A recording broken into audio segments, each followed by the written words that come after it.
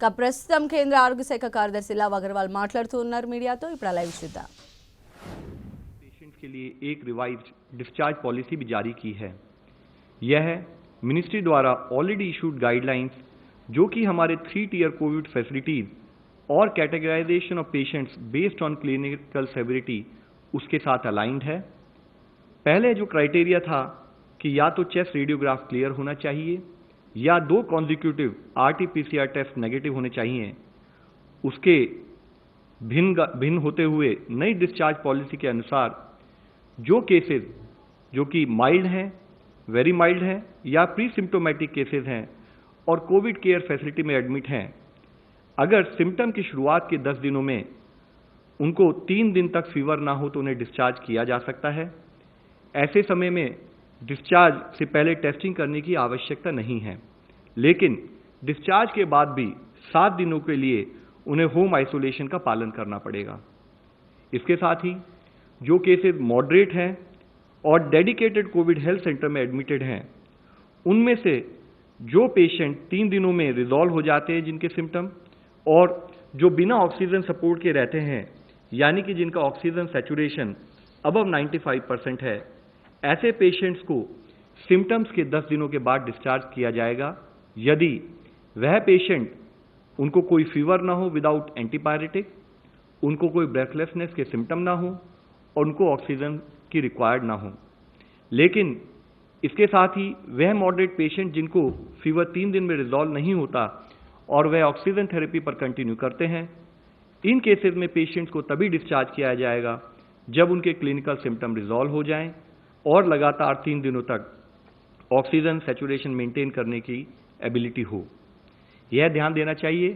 कि मॉडरेट संबंधित इन केसों में भी डिस्चार्ज से पहले टेस्टिंग की जरूरत नहीं होगी, लेकिन पेशेंट को डिस्चार्ज होने के बाद 7 दिन तक होम आइसोलेशन का पालन करना होगा। इसके साथ ही सीवियर केसेस और साथ में केसेस जो कि इम्यूनो कॉम्प्रोमाइज्ड हैं जैसे कि HIV patients, transplant recipients, malignancy etcetera, ऐसे पेशेंट्स को तभी डिस्चार्ज किया जाएगा जब या तो वह क्लिनिकली रिकवर हो जाएं या उनके पेशेंट्स को RT-PCR के द्वारा नेगेटिव घोषित किया जाए। यह डिस्चार्ज पॉलिसी इसलिए चेंज की गई है कि अगर हम देखें भी कई देशों ने एविडेंस के बेसिस पर अपनी डिस्चार्ज पॉलिसी में टेस्ट बेस्ड स्ट्रैटेजी के बदले सिम्टम बेस्ड स्ट्रैटेजी और टाइम बेस्ड स्ट्रैटेजी का बदलाव किया है, उसके तहत ही इसमें हम चेंज लाए हैं। साथ ही ICMR के लैब सर्वेलेंस डेटा के रिव्यू के अनुसार भी RT-PCR पॉजिटिव केसेस पेशेंट्स 10 दिन बाद नेगेटिव टर्न हो जाते हैं। रिसेंट स्टडी से यह भी पता चला है कि viral load peak in the pre symptomatic period यानी कि सिम्टम से 2 दिन पहले